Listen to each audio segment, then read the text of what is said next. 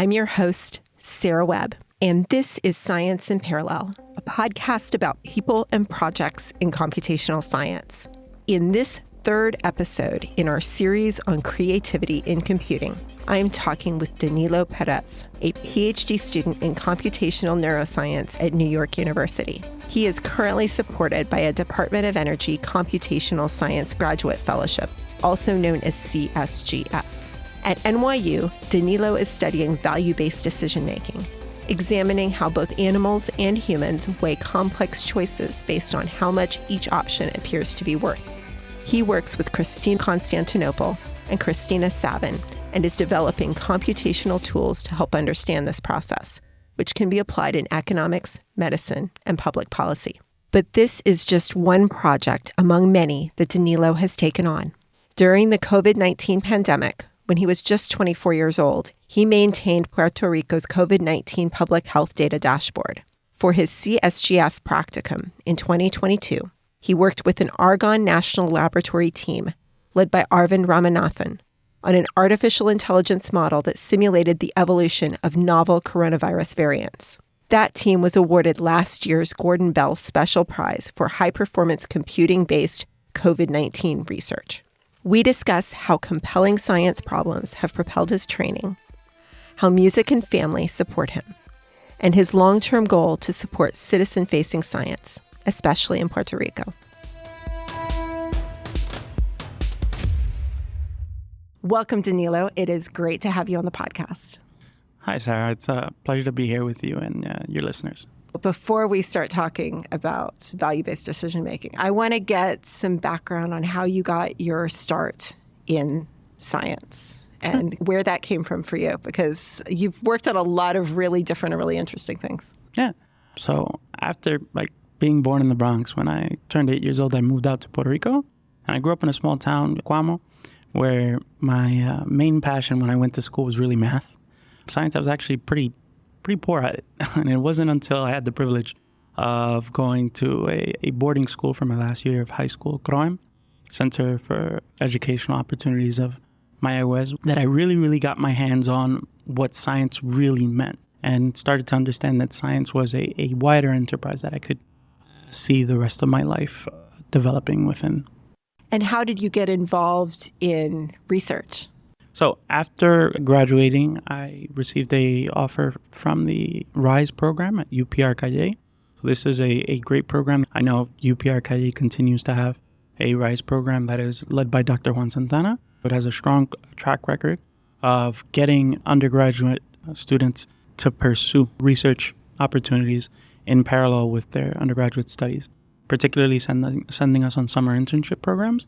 So despite the fact that maybe the exact research questions I perhaps was developing an interest to weren't present on my university grounds, right, at my campus, RISE would actively pursue liaisons beyond our university system and send us out for different summer programs in collaboration with REUs, etc. My first summer, I spent it over at the University of Missouri-Columbia pursuing a project under Dr. Zhejiang Gu on traumatic brain injuries. So At that point in time, I was also amongst the group of undergraduates that really wanted to pursue med school. And I was still in the process of defining my interest. So that research project had a strong clinical component, even though it was sponsored by computational neuroscience. I'm definitely closer to biology than many of our DOE fellows, but I am also very well defined on the opposite end of clinical research in the realm of neuroscience. So was that the first computational project you worked on then? Was that the roots of your interest in computing? No. So I had the opportunity and perhaps even the fateful blessing of arriving at the same time as the first biomathematician that the Department of Mathematics at the UPR-Calle had recruited, which is Dr. Maite Cruz. And upon my return from Missouri, I definitely was clear that neuroscience was something I was interested in, but I did want something that was more rigorous in mathematical detail. So I went straight to the Department of Mathematics, spoke with my professors who had given me calculus the year before, and they mentioned that they had just recruited Maite, and she was interested in starting up her biomath lab. From there, I ended up taking pretty much any course that she offered, until I graduated, but I was also one of her first research assistants. There we pursued projects in epidemiology, and my particular interest during my time at the university, diabetes. So developing a mathematical model of the interchange of insulin and glucose. And that's where I really got my hands on mathematical modeling. On the side, we pursued a bit of epidemiology that ended up coming a bit handy later on, even though I had no idea that we were heading into the pandemic. Okay, you basically set me up to talk about COVID, and you have a very interesting story and a unique perspective on COVID. Tell me about your work during the pandemic in Puerto Rico. Yeah, so Puerto Rico was kind of in the aftershocks of a series of data scandals in general, particularly after Hurricane Maria. People became very wary of the management of official statistics in Puerto Rico. So when the Puerto Rican government decided to be as transparent as they could be, that being recognizing the lack of infrastructure that was ready and in place when the pandemic began, that they would be as transparent as possible. At the beginning, that meant the data was really hard to track down. So especially if you're not a person that's familiar with this sort of data and how it's adequately presented, their social media was full with different graphs that offered different interpretations. And so I recognized with a group of peers that would eventually coalesce as the Coalition for Community Health, COSACO in Spanish, that we could aggregate these different data sources and present them as well as possible. This led to actively pursuing different relationships with the Department of Health that helped eventually form the major contact tracing team known as SMRC. And I was part of the team that put together the data analytics component for that contact tracing program. I was reading that there were, a whole range of different people involved with different expertise, that there were artists involved. Can you talk about the people who came together as part of that process to do this? As a neuroscientist, and first and foremost, a neuroscientist that speaks Spanish, right? And that's my first language. I can't help but think of the importance of art with our science, right? If it weren't for Ramon y Cajal, if it weren't for those beautiful and mesmerizing drawings that helped coalesce what we understand nowadays as that discrete theory of a neuron that was still so controversial for his era, then we wouldn't have that transparent understanding. So when we arrive at our first meetings, I showed some very beautiful graphs from my perspective, the perspective of a computational neuroscientist that has extensive experience in mathematical modeling of epidemiological phenomena. And the lead of the program, the director, Dr. Fabiola Cruz Lopez, looked at me, she smiled, and she laughed. She understood nothing. And if she understood nothing with a Ph.D. in microbiology and initiating medical studies, then there was really no use of this graph. But we really do need to bring people with diverging expertise to really help communicate these ideas that we have. And that's why we brought in a team of not just artists, but educators. They effectively became educators as they transformed these very complex ideas into messages that could be effectively communicated both verbally, but more importantly, visually. As we live in an age of social media, it was that visual presence that almost became synonymous with the contact tracing group. At the time that Danilo was working on COVID data in Puerto Rico, he'd also applied to graduate school at NYU and moved to New York in early 2021 to start his Ph.D. I asked about how he managed this important public health work while pursuing his own scientific training. I mean, thankfully, I switched off gears after initiating the program, and we found ways where I could actively continue my academic preparation in line with different research interests we could have with the data sets that were being generated. For example, in my machine learning course, I had a final project that I had to contribute, and we wrote it up, and I obtained permission directly, both from the Secretary of Health in that moment and my director, Fabiola, to understand the relationship between pre-existing conditions and outcomes, be them hospitalization and death. And this was prior to the release of different treatment options, particularly the monoclonal treatment.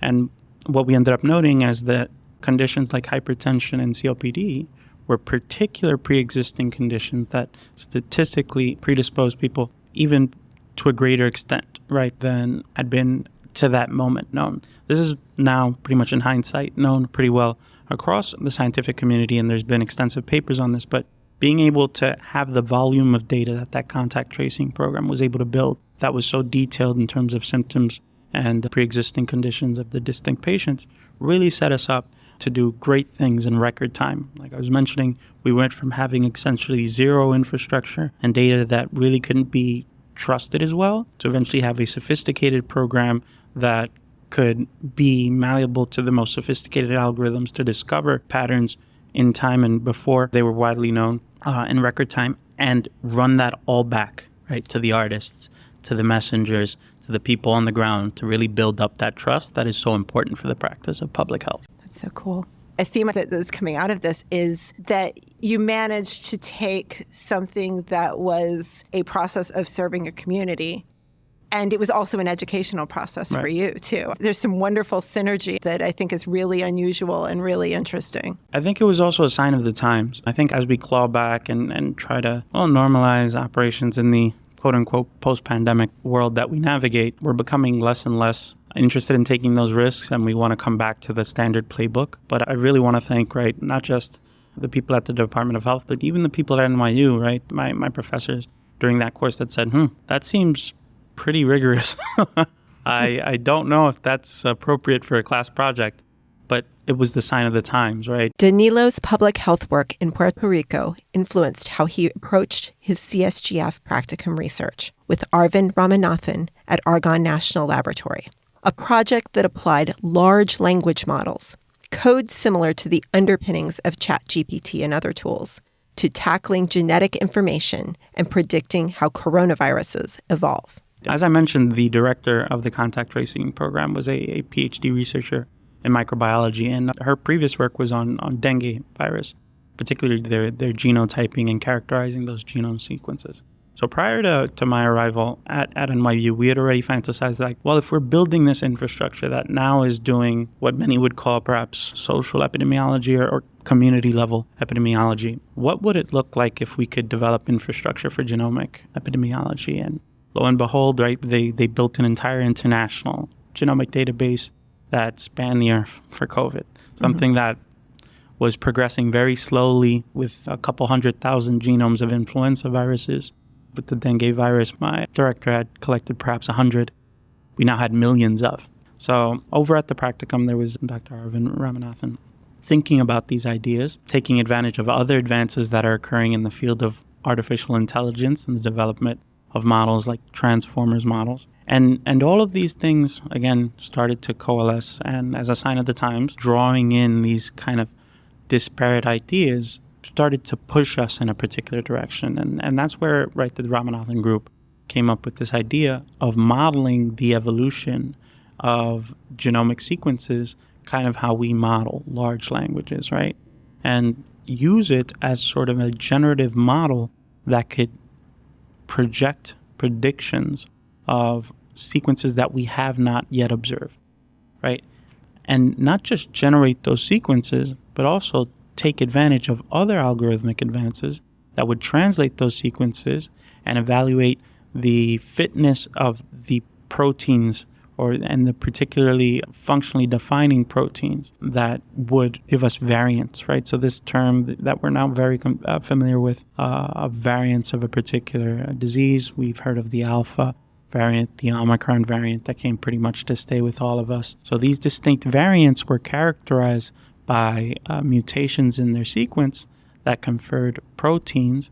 We particularly focused on the spike protein that was on the surface of that COVID molecule. And by generating new sequences and evaluating fitnesses, we could potentially and eventually confirm that using our model. So this kind of sophisticated idea kind of followed me all the way from that idea that we could start grouping together different data sources, kind of build up a small infrastructure in Puerto Rico, and eventually have the opportunity of seeing what having that infrastructure and having the compute resources could offer us. And it was truly a magical time for me, the pandemic. You mentioned the prospect of how long days were. Well, they were very long, but you know, the days were long, but the years were short. At the end of the day, that was only 3 years ago. It feels like a lifetime ago. So I would say that it's definitely not a time I hope to repeat. In many aspects, I think there was much tragedy that could have been avoided. But it was a time of great learning. And for those of us that had the opportunity to serve others, we also hold that with a bit of gratitude. We would also be remiss in not mentioning that that work was recognized by the computing community with the Gordon Bell Special Prize for COVID-19. It's kind of mind-boggling to think on the computing side that we now have algorithms that are powerful enough to really take wealth of data and start to think of how a virus evolves. Yeah. And I'd sort of like you to reflect on that a little bit. What are your takeaways from the computing side? It happened just before, right, this popular revolution of ChatGPT and the other AI models that came in. I perhaps didn't have a full appreciation prior to what that would mean to all of us. I thought that as we used it at the national labs, which was with perhaps the level of care or ethics and expectation that others would have expected us, right, scientific rigor, we tested the particular hypotheses we were interested in. It seemed to me that it was very much something that was to be used in a controlled environment on supercomputers.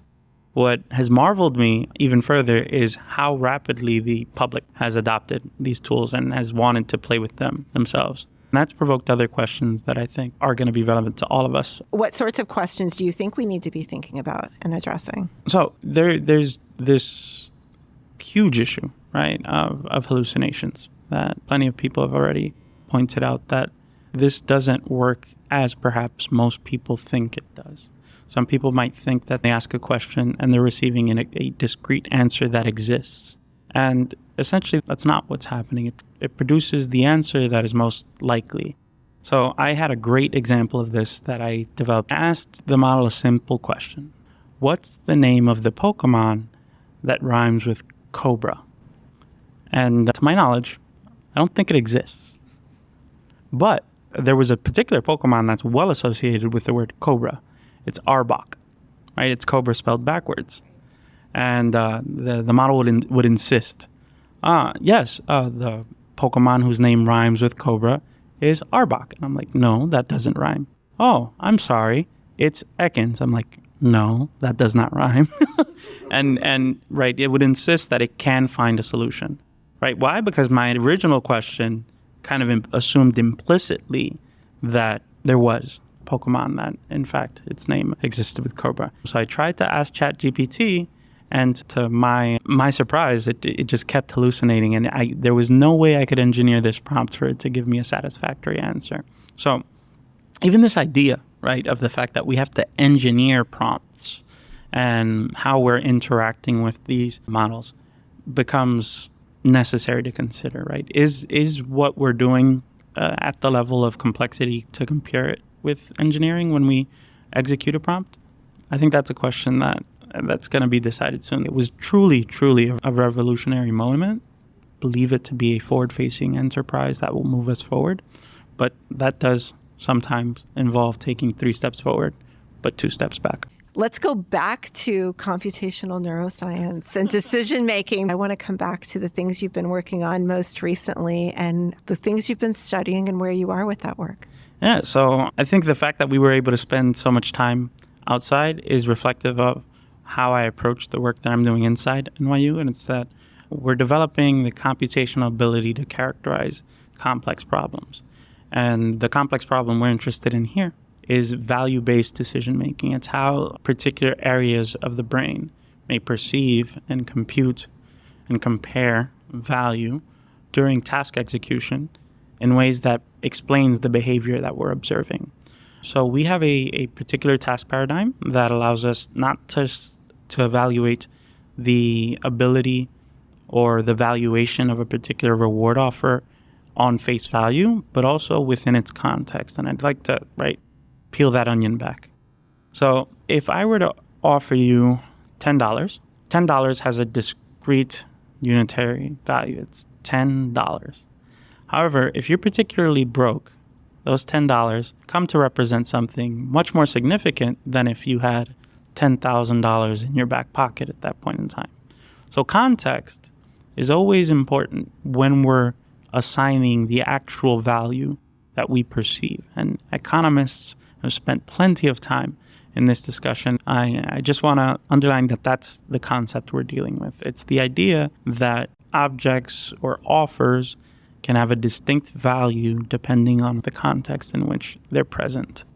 One particular area of the brain that's been associated with value estimation and decision making has been the orbital frontal cortex. It's one of these sub areas of our frontal region that many people hold on to when they're really thinking hard about a problem. And I have no idea if that kind of psychophysical interaction that we have with the front of our brain really has anything to do with us thinking, but that's kind of the area in which we're operating in and where we record from in rodents. So we have this paradigm that's able not just to communicate a discrete value to rodents, but by studying the time that a rodent is willing to wait for each value, we start to develop an understanding of their value within the context. And to continue to peel that onion, if I were to tell you that the animal has to wait for the offer that they're being presented, and that one offer was worth 5 microliters of water, so they're motivated by water in this task, and 80 microliters of water is the second offer, for which of these two would you expect the animal to wait more? The distinction between 80 and 5 is clear, is patent, and effectively in the task paradigm that we have, the animals will wait more for 80 than for 5. However, we're able to manipulate the context so that medium offers, like say 20 microliters, sometimes they'll wait more for it, or sometimes they'll wait less for it. And that's dependent on the history of rewards that they've received. So if we were to prime this animal by historically giving them 5, 10, 5, 10, and then magically a 20 appeared, well, now that 20 is perceived as the most locally best option they've ever received. And therefore, they're motivated to wait even more for it. Opposite, if we were in a context where 80, 40, 100, 40, 80 was that trial history, and a 20 appeared, then the animal would be less incentivized. They would wait less for it. I assume at that point the mouse is going, what? You're only giving me 20? Exactly, right? If we were to anthropomorphize in that way, we'd find that there is a contextual adaptation at the behavioral level just by waiting, just by measuring how long these rodents are willing to wait for these distinct offers. We could identify neurons that are consistent with reports in the literature where the discrete value, so 5, 10, 20, 40, 80, these would scale the neural response of particular neurons. But we were also able to identify neurons where that 20 microliter offer, we would separate into blocks where they were receiving low offers or high offers, and the neurons would also be responsive to those changes. We're taking advantage of those simultaneous recordings, and we're trying to build a more concrete representation of the process that really generates this neural activity. So, as I mentioned, for this task, it only really seems to be context and offer, these two variables. So why would I need hundreds of neurons to communicate those two variables that are being controlled? Essentially what that does, is enforce two different scales of interaction. There's a fast latent that evolves at the same time scale as the observations, but also a slower component that'll vary trial to trial to trial. And it's on that trial to trial to trial variation where the rodent we expect to be updating their evaluation of the context. Whilst within the trials is the actual management of, okay, this has been offered, this is how much I'm waiting, okay, I'm going to opt out or I'm going to wait for the reward. That's where the intermediate latent would come in. So with this idea, and this hypothesis that by modeling the data this way, we would obtain separable traces of these distinct processes, context and offer, we went ahead and applied it to the hundreds of sessions that we currently have available. The issue here is, that's a very, very large amount of data. So thankfully, we have access to the high-performance computing resources of the Green cluster over at NYU. And that's been instrumental in helping us actually get these fits up and running and be able to observe that, in fact, that there are early traces, and we hope to continue to track down and perhaps optimize our model to evidence that these neural components are in fact separable, at least in rodents that quote unquote know what they're doing, that actually present this contextual modulation. Because on any given day, right, these are rodents. Sometimes they just do what they want, right? This is what biological research is about. You don't always get the same result every day on each experiment. But as we build these databases and we start to scale them up, taking advantage of these HPC resources really helps us underline and extract those sessions where in fact it is occurring and underline them. I think about all the different things that you've worked on. I don't know in what way computing is the hammer or the toolbox or whatever else, if we're extending that analogy that you already put in there. I think that's a great question. Is computing the toolbox or the hammer? I guess I usually think of it as the hammer, right? It's really what's going to leverage the work. But also, being a computational scientist, which is what this fellowship is about, isn't just access to supercomputing resources. It's great that we achieve that through this fellowship, and it's great that we pursue it. But it also entails so many other things about the developing a conceptualization of data curation, of evaluating your data, of thinking from a perspective of scale, that computing itself ends up becoming a hammer and a very complex toolbox that a computational scientist actually has at their disposition. And I think the big superpower that any computational scientist could have is the willingness to collaborate, because that's where they're really going to be able to come in and do all their work. I want to ask you what you have fun with when you are not thinking about computational neuroscience or scientific problems or computing, and what those passions mean to you. Yeah, I have the privilege, right, of pursuing my graduate studies, not necessarily in home in Puerto Rico, but with family in New York. I have an immediate family. I live with my family. And something that's really big in our household is music, and it always has been. So my uncle has a studio that he set up, a home studio. And we just, after a long day of each of us having our day jobs that we hold on to, because that's what puts the food on the table, we sit down and we listen to what's going on. And sometimes it's just, the news cycle and what these artists are doing on their Instagram. But nowadays, it is increasingly about music. There's an underappreciation that there's just so much access to different sounds that every artist is putting us out towards. So we love to listen to what other artists are creating. That's first and foremost. But then we like to sit down and improvise and see what we can bring together and what isn't out there. What do we miss?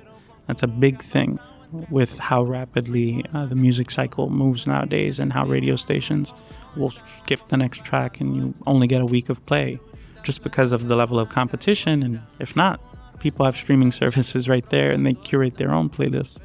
We look for the music that we want to hear, right? And that's what we want to create every time we step in that studio is music that perhaps isn't in the public eye anymore. We make a lot of particular reggaeton and rap that perhaps isn't as pop in this moment, but it's what we like to listen to, and it allows us to bring in context, everything, the updates that New York City feels like, what's missing our country is like. I particularly for Puerto Rico, him for the Dominican Republic, but it both tied back to the Caribbean very strongly. So I think that's what I look for in music. It's kind of a yearning to what's in the past. This song, Tu Dice, by Danilo and his uncle Yendi Espinal, who performs as Yeflo, chronicles both love and heartbreak. It also comes back to neuroscience. In particular, Danilo pointed me to the following clip.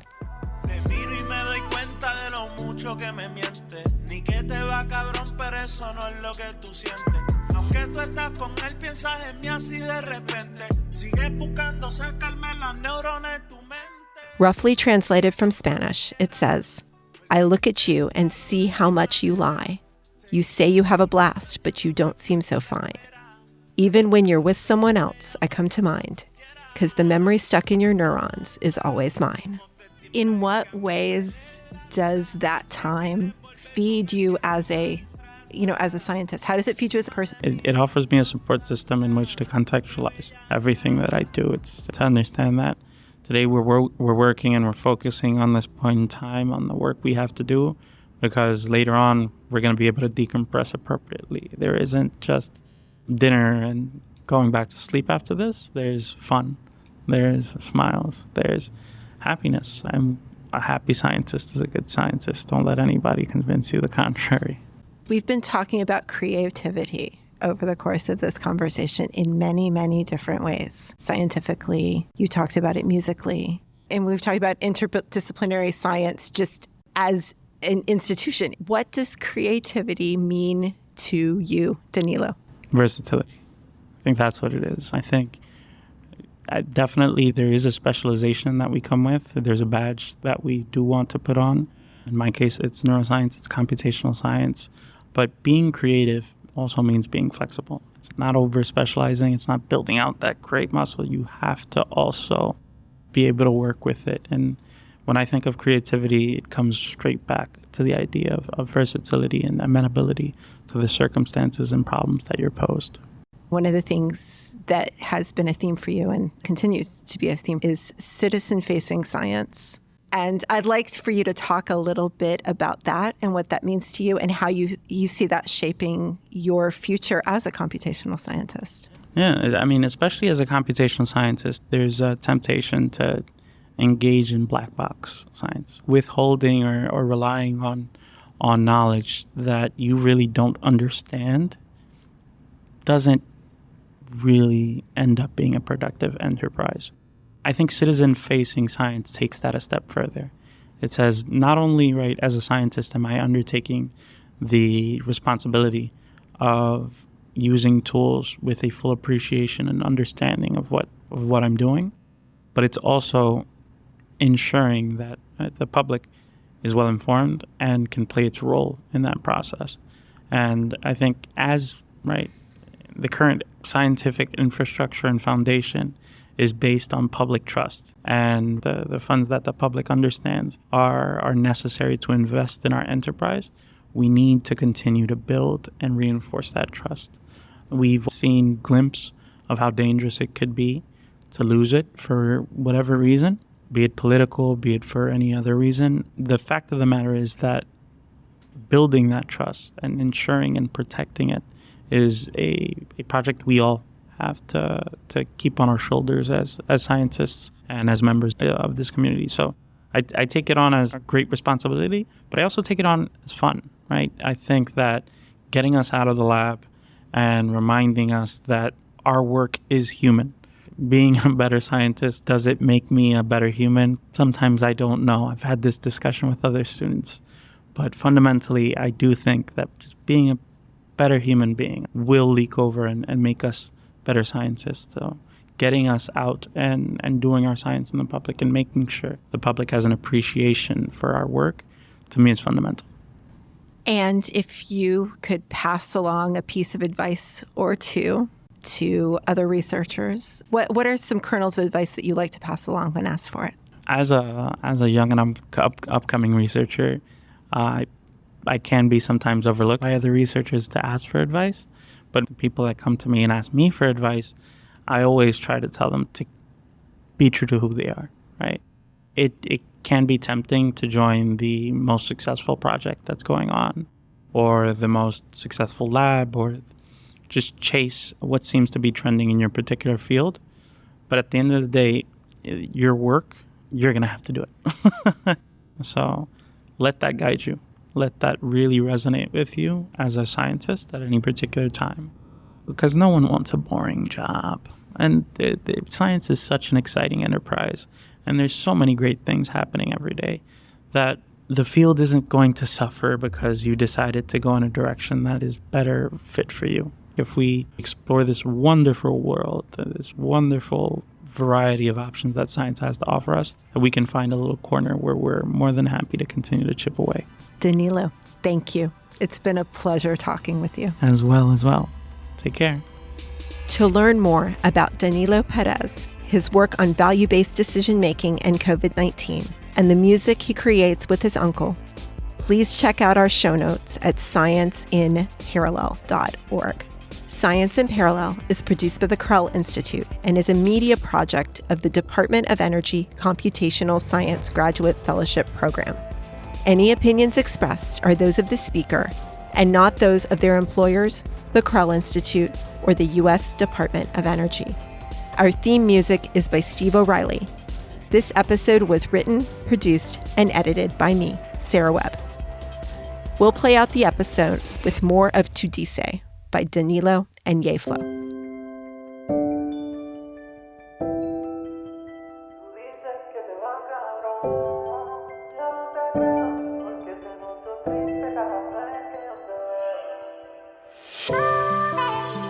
Dices que te va cabrón, yo no te creo, porque te noto triste cada vez que yo te veo. A mí tú no me mientes, yo no soy ningún pendejo. Labios sonríen pero ojos reconozco. Tal vez con esa tú puedas coger a otro, pero con todo lo que ha pasado entre nosotros no hay forma que me coja, yo sí que te conozco. Ella no se comporta con su falda corta, cinturita flaca pero nalgas gorda. Ninguno reporta, tiene su propia torta, pero si la llamo su misión aborta. Ella no se comporta con su falda corta, cinturita flaca pero nalgas gorda. Ninguna reporta, tiene su propia torta, pero si la llamo su misión aborta. Sale a la calle, busca arrepentirse, un error, un delito, un despiste, buscando encontrarse con otro, sabiendo con quién se desviste. Ella sale a desquitarse conmigo, pa' ver si me da celos si la veo con su amigo. Y me dice que ha tratado de todo para olvidarme, se encierra en su carro a capsulearse, el humo se deshace, yo vuelvo a llegarle, yeah, yeah. Ella no se comporta con su falda corta, cinturita flaca pero nalgas gorda. Ninguno reporta, tiene su propia torta, pero si la llamo su misión aborta. Te miro y me doy cuenta de lo mucho que me mientes. Ni que te va cabrón, pero eso no es lo que tú sientes. Aunque tú estás con él, piensas en mí así de repente. Sigues buscando sacarme las neuronas de tu mente. Sigue como tú quieras, vuelve y inténtalo de mi manera. Seguimos puestos los dos, yo no me explico la espera. Ya yo te desbloqueé, me llamas cuando tú quieras. Tu voz a mí siempre me mata, como te tiembla es que a mí me delata. Que quieres volver con el que te maltrata, encima de mí en tus dos tacas. Qué bellaca.